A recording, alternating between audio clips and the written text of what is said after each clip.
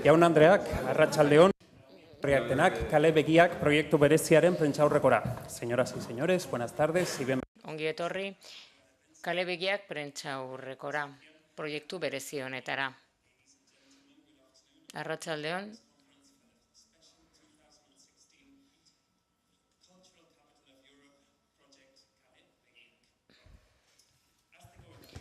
Dezagun, 2016 garreneko zuzendari orokorraren hitz batzuk. Zuekin, Pablo Berastegi. Arratsaldeon denoi, buenas tardes. arratsaldeon, Izateaz gain, gaur zinearen hiriburua ere izango da. Decir San Sebastián es a... Donostia esatea da zinema esatea, eta hiriburutzaren arduradunak garenez gero, eduki bat eman behar diogu, nazioarteko zinemaldi honetan, erakusleio handi honetan. Eta gaur gauean aurkezten duguna hain zuzen ere, proiektu koral bat aurkezten dugu, nolabait agerian jartzen dugu zenbat talentu duen, hiri honek zenbat talentu bildu dezaken hiri honek zinemaren inguruan, teknikariak, antzezleak, zuzendariak, proiektu honen parte izan direnak, pertsona kopuru ikaragarria, parte hartu dutenak proiektu honetan, denok batera, Moriartirekin batera, eta gaur gauean aurkeztuko dena Belodromoan, arratsaldeko 8:00, sarrera guztiak salduta daude, esan digutenez. Donostia 2010-arentzat, kultura bizikidetzarako lema duena, funtsezkoa da bizikidetza ideia hau helaraztea eta hiriaren protagonismoa film batera eramatea eta produkzio baten bitartez egin behartzen gure iritziz. Horrela egiten da zinemaren garapena. Horrela, proiektu koral bat egin dugu, 12 film txiki, mosaiko oso bat osatzen duena, hiri poliedriko batean, non oso lekuko monetatik hasita, badiatik hasita, hiriaren beste arpegi asko ezagutuko ditugu, hain ezagunak ez direnak. Esaten ari nintzen bezala, elementu importantenetako bat gure proiektuan da agerian jartzea, ez bakarrik sortzaile handiak, hemen daudenak baizik eta hain ezagunak ez diren beste pertsona batzuk, eta talentu berriei aukera eskaintzea. Film honetan ikaragarri ondo konjugatzen da. Topaketa bat baitago profesional handien artean, ibilbide luze auki dutenen artean, balore handiak dituztenen artean, eta gainera batera agertzen direnak proiektu importante honetan. Nire aldetik ez dut besterik esateko. Hemen talentu asko daude nire ondoan eta nire atzean, beraz zuen galdere irekiak daude, besterik gabe esan, aurkezpen publikoa egiteaz gainera, estrenaldia egiteaz gainera, itxita dagoela, lehen aurkezpenak itxita daudela, zineman, publikoaren zatoroar, ez bakarrik Donostian, baita ere Bilbon, Iruñean, Gasteizen, Logroñon, urriaren 14an estrenatuko da aretoetan, eta hainbat zinemaldi daude interesatuta, eta baita ere Madrid, Barcelona eta beste hiriburu batzuetara joango gara esaten ari nintzen bezala. Pertsona asko daude, talentu askorekin nire ondoan, beraz nahi duzuena galdetu nahi duzuen guztia. Aurrera segi aurretik, proiektu handia, talentu handia, eta gure zerrendarekin. Baita Imanol Uribe, Maria Elorza, Isabel Elguera, Iñaki Camacho, Telmo Esnal, Ekain Irigoyen, Julio Medem, Asier Altuna, Borja Cobeaga, Maider Fernández Iriarte. Queremos dar un saludo especial también al guion. Baita ere kaixo bereziki Inko Martin Tisidorri, baita ere antzezlei, Marta Etura, Javi Tolosa, Alfonso Torregrosa, Miren Ibarguren, Candido Uranga, Barbara Goenaga, Ramon Aguirre, Xavier Perurena, Paco Sagarzazu eta nola ez proiektuaren zuzendariak, baita ere kaixo, Michel Gaztanbide eta Gorge Gina. Noski, baita ere aurkeztu nahi dugu, ez daki non dagoen bakoitza, baina kaixo bereziki kultur programaren zuzendariari Xavier Paiari. Hasiko gara galderekin nahi baduzue.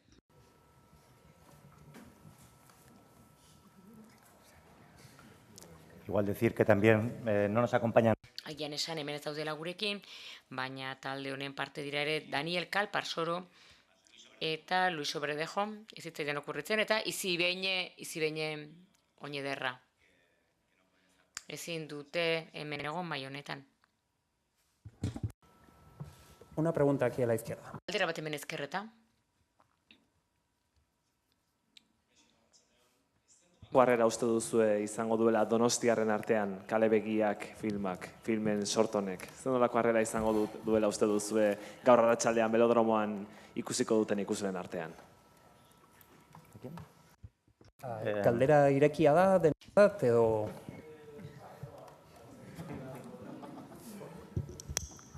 Bueno, nik proiektaren zundaritzaren izenean itzengo dut, eta gero beste norbaitek nebaldin zerbait esan.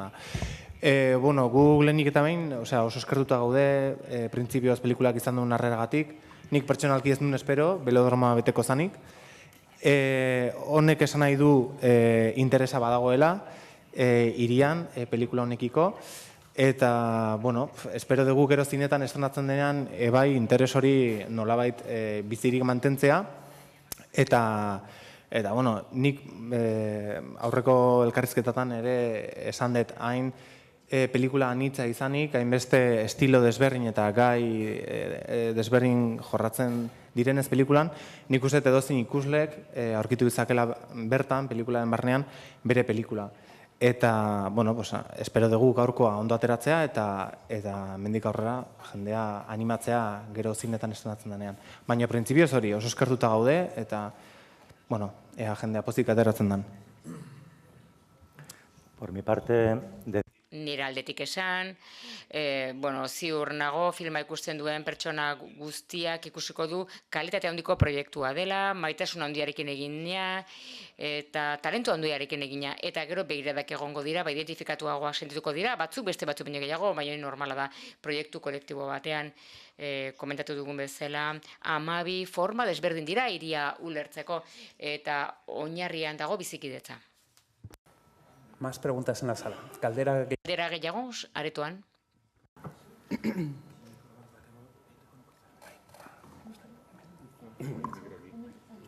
Barkatu, Bai, nik gauza bat bai gehituko nuke agian hedabideen aurrean gauden ezkero titular polit bat izan daitekena, eta galdetuko nioken nire buruari, jadanik 3.000 sarrera salduta daude, belodromoa beteko da, eta ez dakitan egongo direnen artean, zenbatek ikusi dituzten, hemen dauden zinegile guztien lanen bat, edo beraien estiloak adibidez. Seguru nago, gutxienik lanetako baten bat oso gustuko izango dutela, eta besteren bat seguru ere bai deskubrituko dutela.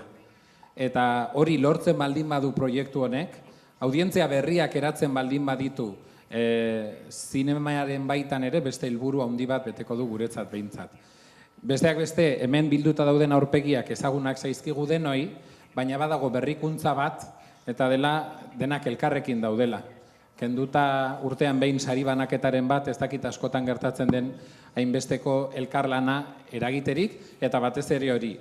Benetan, belodromoan gaudenean, nik pare bat galdera edo badauzkat buruan, ea eszenaren bat edo beste jendeak nola hartuko duen, ea txalo edo ze gertatuko den, proiektuak hori bilatzen du, eta bigarrena, zenbatek deskubrituko duen eta zenbatek pentsatuko duen, begira, hauek egin duten lana interesgarria da, ea zer gehiago dagoen.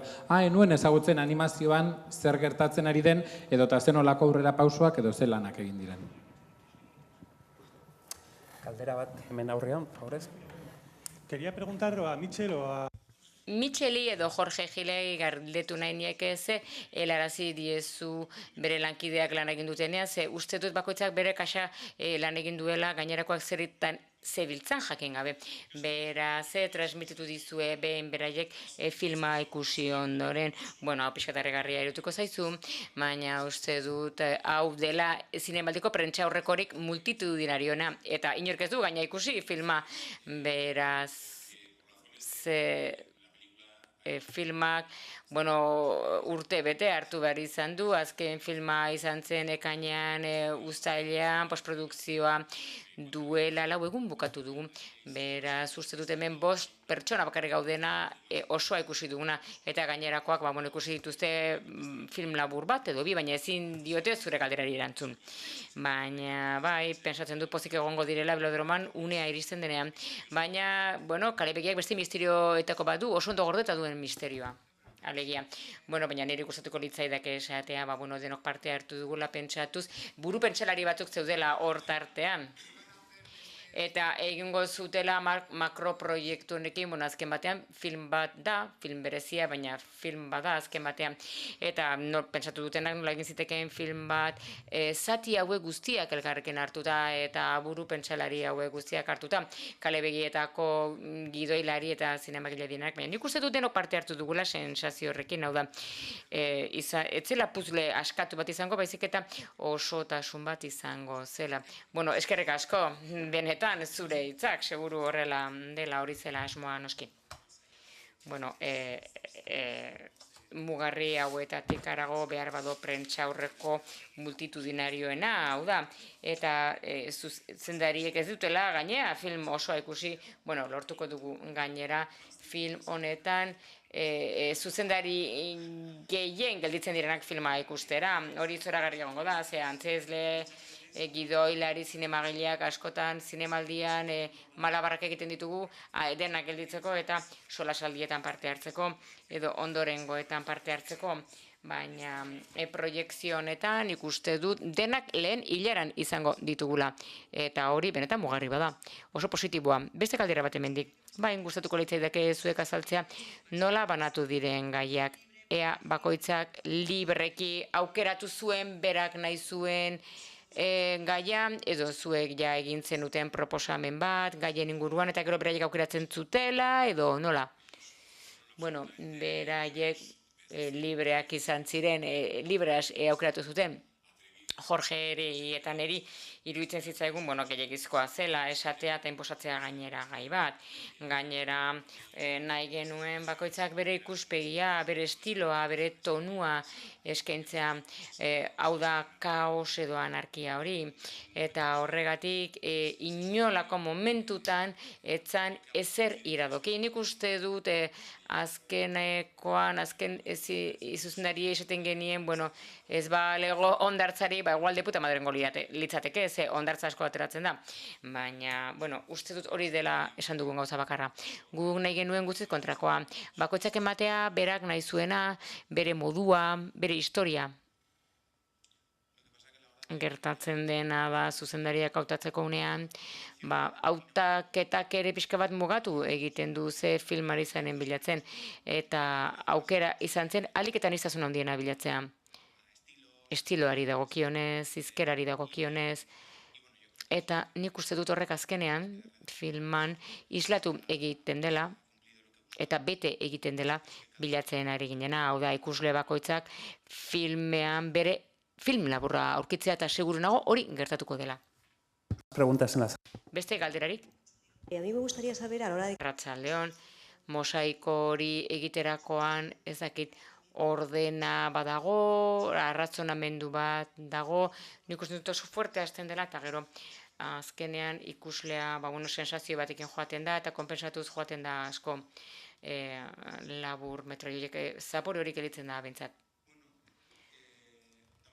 Bueno, ez genuen gehiagi eztabaidatu, ez? Michel, pieza guztia peatzeko orduan, itxasteko orduan.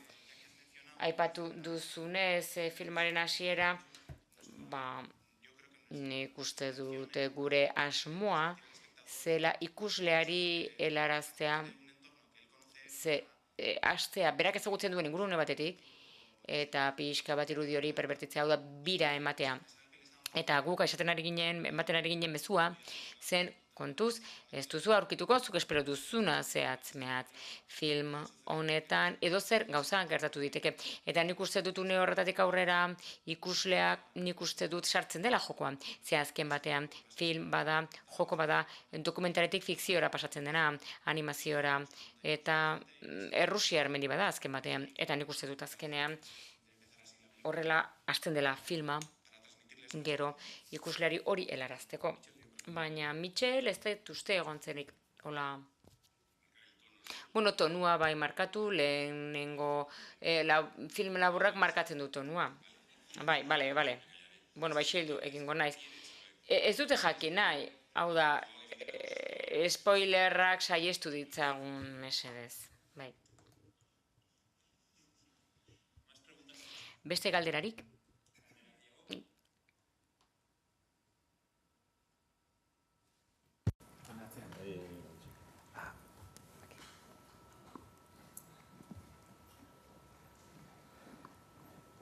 Arratsaldeon. Bueno, como vemos en... Ikusi dugun bezala, zuzendari eta antzezleen artean izen ezaguna daude eta ezain ezagunak. Jakin nahi genuke, ea bere alderdi teknikoenean, earen asketa hori egin duzuen, ezagun eta ez ezagunen artean, eta pixka bat kontatu horri buruz, bueno, eskerrak alderagatik oso garrantzitsua da. Hau da, zuzendarien izenak eta antzezleen izenak hartuta, begibistakoa da, tokiko mailan, eta baitere tokiko mailatik harago lehen mailako teknikariak ditugu. Eta gu jarri ginen harremanetan argazki zuzendariekin, Euskadin lan egiten dutenak, kanpoan lan egiten dutenak, nazioarte mailan lan egiten dutenak, musikari, produkzio zuzendariekin. Hau da, guk filmaren taldeak erakutsi nahi zuen ze teknikari maila daukagun eta denak elkarrekin lanean jarri.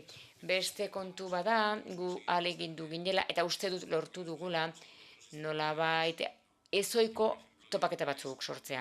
Hau da, zuzendariak ez lan egitea bero ohiko argazki zuzendariarekin, baizik eta beste batekin lan egitea, beste musikari batekin lan egitea, eta hasieratik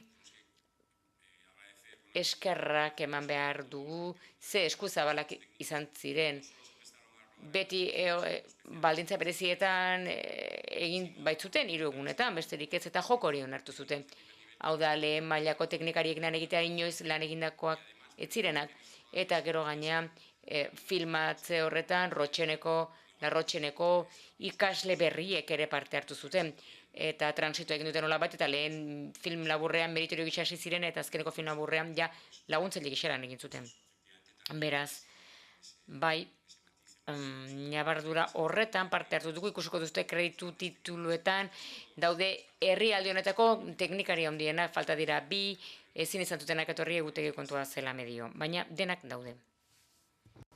Más preguntas. Galdera gehiago?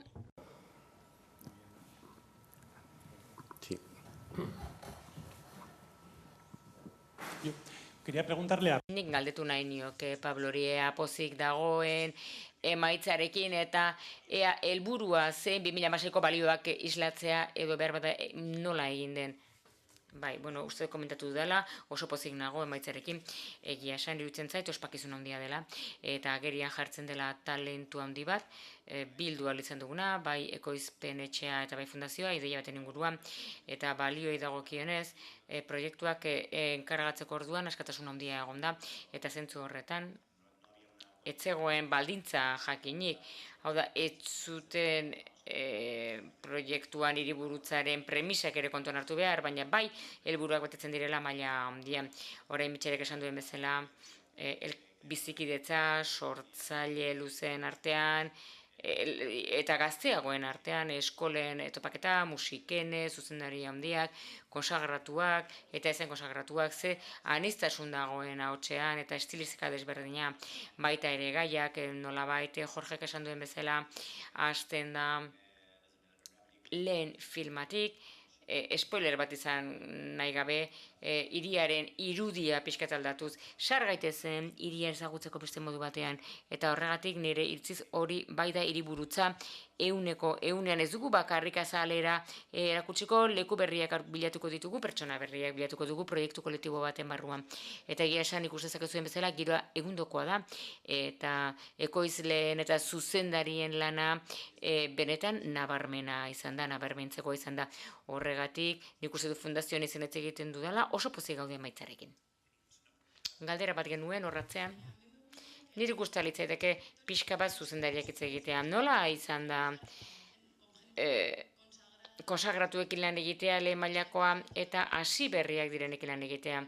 Ze zuzendariak izan dira pixka bat ikusi dutenak nola lan egin duten, nola bilakatu den proiektua edo prozesua. Zuzendariak aurrera, bueno, benetan esperientzia oso positiboa izan da nire kasuan, gidoilari nahiko berri batekin lan egin dut, eta lankidetza primerakoa izan da, eta ari esker ere egin da, bueno, beak gidoilari gisa sinatzen du, erabat, ze egia esan merezi du, ondo merezita, eta lan bikaina egin du. Nire kasuan, lehen egindako operadore batekin egin dut, baina berritasuna etorri da gidoilariaren aldetik. eta teknikariak ere bai. Bueno, nik uste dut paketearen barruan zijoan denok bagenekien batzuk ezagunak izango zirela, nik taro Gonzalo Berridikin lan egin nuen ezakitzen bat urte eta berriro elkartu gara proiektu honetan. Eta gero bagenekien kolaboratuko genuela jende ia berriarekin, bere lehen lana egiten zutenekin. Zentzu horretan uste dut Kale Begiak baduela intentzio prestakuntza asmo bat eta asmo didaktiko bat eta hori ona dela kolaborazio hori jende berriaren artean eta pixka bat adituak garen artean eta pixka bat da lekukotza ematea jendeari beraukera izan dezan eta bide bat egin dezaten hortik aurrera. Bai, importanteagoa da bidea, hau da, Santiagora iristea oso ondo dago, baina bidea importantea da nola egin da, nola burutu den, espektatibak beteaz, Imanol, gidoilari bat, Grazia, Julio, zuzendaria, bueno, kasu askotan denok sartu dira jokoan, eta, bueno, uste dut, benetan bete egin dela asmoa. Eta gainera guri iritsi zaigu Larrotxeneko irakasle garen aldetik, Jorgetanik eskolak ematen ditugu bertan, kulturretxe horretan 27 urte darama Donostian zinema eskolak ematen, eta hor juten da jendea prestatzera, gauzak egin nahi bali baditu. Guk beti nahi izan dugu horrela izatea. Une horretan eskolak ematetik, film labur amateurrak egitetik, pasatzea, aztera, beste filmatze profesional batean egotea. Eta transmititu digutena produkziotik eta zuzendarien aldetik da ikasleen jarrera bikaina izan dela kasu guztietan. Beraz oso harro gaude. Galderarik? Bai, hemen lehen hilaran. Nola izan da lankidetza Estrekin, zuen lehen film laburretan parte hartu duten Estrekin. Borja, zerbait esan nahi duzu? Bueno, nire amasen film laburra izan denez, Orfeoi Donostiarraren aurkezpena ematen du honek? Bai, egia esan. Nire film laburra, hemen Kursalean gertatzen zen, eta kalean jende asko gomartzuen, ikus asko gomartzuten, akzioak berez horrela eskatzen zuelako, zentzu horretan ikusgarri izan zen, deialdi ugari egin genituen 2006 bitartez, forma posible guztietan, guk nahi genuen edozen igande atera Zurriolako pasealekuan. Beraz, Zurriolako pasealekuan igandean eguzkia dagoenean, badakigu ez dela Saharako desertua, jendez beteta egoten dela. Eta zentzu horretan, Mikel Huerkanos eta produkzio talde osoak, ahalegin ikaragarriak egin zituzten, hori hola izan zitezen, filmaren taldeak ere gauzak mutu zituen. Eta Donostiako jende asko, borondatez, figurinistak, Donostian 2006ko voluntarioek, ez zuten figuratzen bakarrik, baizik eta baita ere jendea zuzentzen zuten. Beraz, baduzu pertsona bat, interesi gabe, desinteresetuke, etorri dena Kursaleko zubia 26 aldiz pasatzea goizeko 9-etatik ordu batak arte. Nola ez diozu eskerrak emango pertsona horri etengabe egiten badu, baldosa berarekin estropozu egiten badu bine eta berriz. Asko baloratzen duze, bestela ezingo genuken egin. Bai, hori seguru belodromoan egongo dela. Nik extra gisa eukidut balea bat, presentzia gisa, guk balea urdina eta Donostiar urdina, nik uste horrezetikoke joakatu dutela. Eta gero, noski, izan dut bederatzi arraunlari, eta horietako bat, antzezrea da Xabier Perurena, gainerakoak egiazko arraunlariak ziren, oso ondo arraun egiten dutenak, eta 3 egun eman dute eserita bere bankuan, eta arraun bati helduta. Filma egitean una trainera. Trainera baten, atzealdean, txopan eserita hasieran ez, baina gero han jarri ginen, Marta Eturaren ondoren, Javi Tolosa, Xavier, eta Jon, aurrarekin, Jon Albizu, hor kosmos txiki bada, baina itxaso zinguratuta, eta azpian zegoen balea bikaina. Beraz, zentzu horretan esan dezaket, haien lankidetza ikaragarria izan zela, arraunlariena, ikaragarrian egin zuten, izugarri ikustatu zitzaien han egotea gura ikusten. Eta nahiko komplikatua zen azken batean. Eta gero beste film komplikatuenetako bat, kontabilizatzen dugu denbora unitatean. Hau 3 egunetan egitea irutzen zitzaidan egundoko balentria, ez niregatik bakarrik, baizik eta jende guztiarengatik. Eta esan behar dut, oso ondo ekoitzi dela, benetan harrituta oso pozik gelditu naiz, hain zaila den olako proiektu batean, hain zaila ekoizten, urte bete eta 4 hilabete, hau da, 12 historia txiki hauek filmatzea zoragarria da, miragarria da, eta eskatzen du ahalmen handia, antolakuntza handia, eta hori nik eskertu beharra daukat, ikusi dut eta gainera uste dut esan egin behar dela. Beraz, egia da. Hemen dudan, alki hau, benetan, denbora guztian, zarata egiten dit eta deskonzentratzen hau. Ni oso ondo sentitu naiz, ni pixka bat nire sensazioa izan da, jatorrian bueltatzen nintzela, hemen Donostian ari nintzela. Larrilla Rojatikan ez nuen hemen filmatzen. Eta gero kontatzea, talde misto bat, etzen iroiko taldea, nire ekipoko talde bakarra zen zuzendari laguntzailea, gainerakoak ziren hemengo jendea, batzuk esperientzia dunak, beste batzuk oso esperientzia gutxirekin. Eta esan beharra daukat, nolabait, rodatzea gazteekin, esperientzia gutxi duen jendearekin, film labur bat egitea bate besteren atzetik, esperientziak iristea, uste dut nolabaiteko eskola bizi bat sortu dela, eta beti da interesgarria. Niri asko gustatu izan zait egitea, eta oso harro nago proiektuan parte izanaz.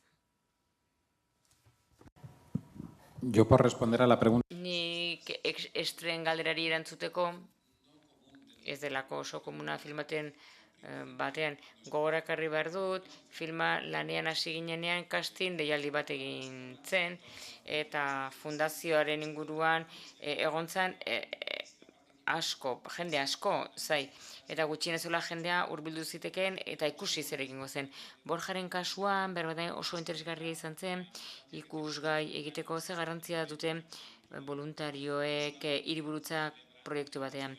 Normalean parte hartzea arlotik, voluntariotzaz arlo bat ematen da aurrera, hiriburutzan izena eman dutenak, eta proiektutako jendeak etortzen da esatera zertarako behar duten bere laguntza, zer eskaini dezaketen. Borja horretara joan zen, eta eskaini ahal izan zuen, zer egin nahi zuen, nola egin nahi zuen, paseatu, atzetik aurrera, kasu konkretuak izan direnak eta estra horien garrantzia aitortzen dutenak.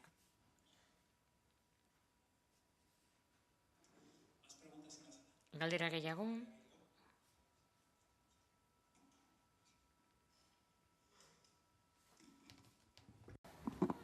Beste galderarik? Yo sí quisiera preguntaros un poco... Denei galdetu nahi nizueke. Iristen zaizue briefing hau, filma egiteko proposamena, eta nola egiten duzue sortze lan hori, sorpresa bilatu beharra zuen proiektuetan, gainera 2016 honetan sorpresa efektuak indar asko du publikoaren feedbackean.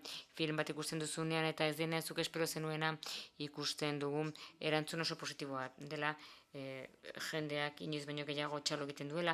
Nola planteatu duzue zuek hori kontutan hartu gabe beste 11 zuzendari daudela proiektuan parte hartzen, Donostiari buruzko historia bat kontatzen? Nik ez dut bilatzen harritzea.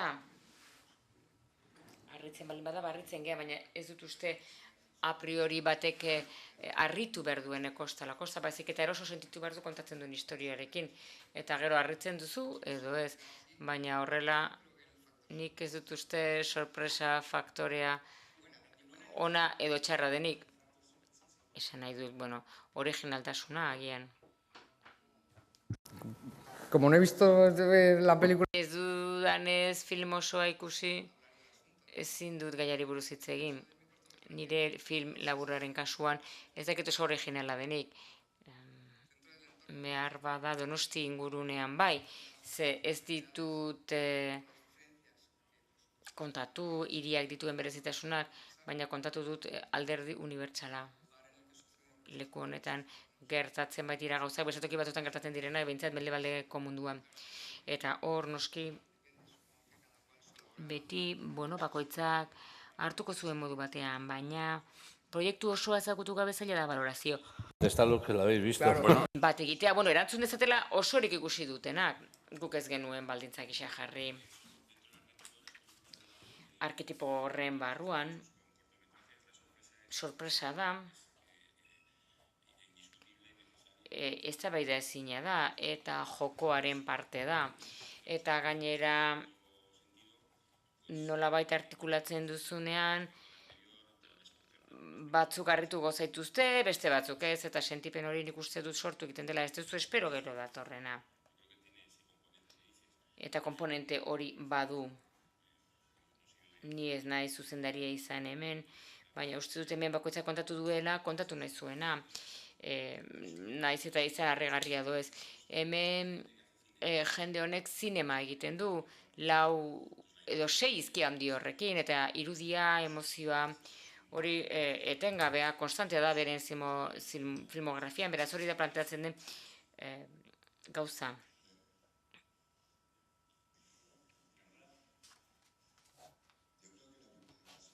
Nik usten dut proposamena bera dela ustekabea.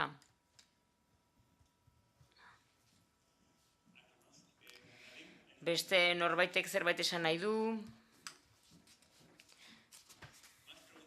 Galdera gehiago, aretoan. Mikrofonoa, mesedez. Mikrofonoa behar dugu. Ekain. Nola bizi duzue esperientzia hori? Batzuek bazenute, beste batzuk ez, baina jakin pixka bat nola bizi izan duzuen hau guztia. Nik uste dut Maiderren eta nire kasuan pixka bat kontrakoa pasa zaigu, Imanuel eta Graziari gertatu zaiena, hau da, teknikari berriak ziren eta kontrakoa gertatzen zen. Ez ziren gu bezain teknikari esperimentatua, guk inoiz ez genuen muntatzaile batekin lan egin, eta nik uste dut hori izan dela ikaskuntza oso importantea. Eta gero, lujua, ze komunikabidekin lan egin dugu, okazio oso komuna da guretzat, beti oso etxeko sukaldean bezala lan egiten dugu, eta lehen aldiz lan egin dugu giza ekipo handiago batekin, eta baliabide gehiagorekin, eta esperientzia profesionalen gandik ikasi ahal izan dugu.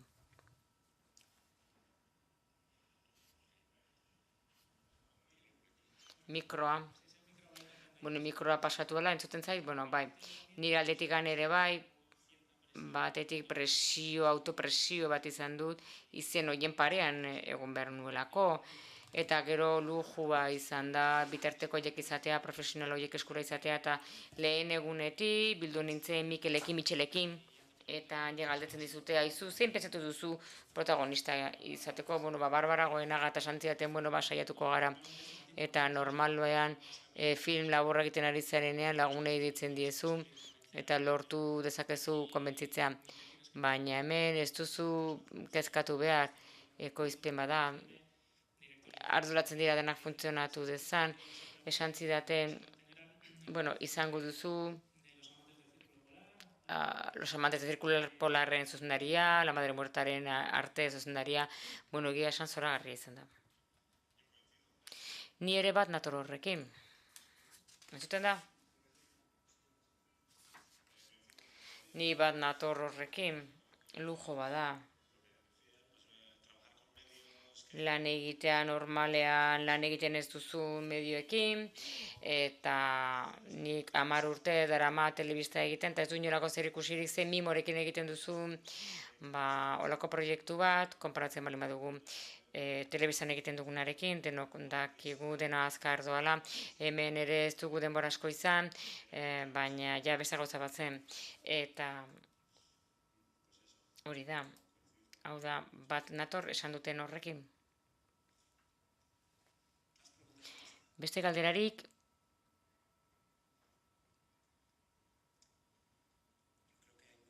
nik uste dut espektatiba asko daudela, film hau ikusteko behar bada, norbait urduri dago, oso urduri dago.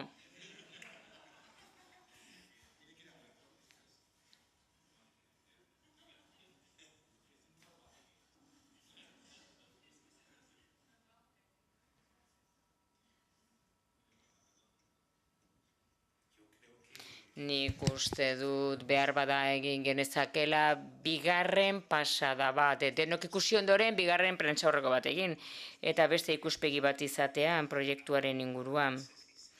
Ez dakit horrela izango den, baina seguruenez harrapatuko gaituztela zinemaldiko iskinaren batean beraz harrapatzen bagaituzue, etorri gurana, galdetu mesedez, eta eskerrak eman, etorri zareten guztioi, parte hartzaile guztiei, eta extra guztiei ere bai, eta voluntarioei.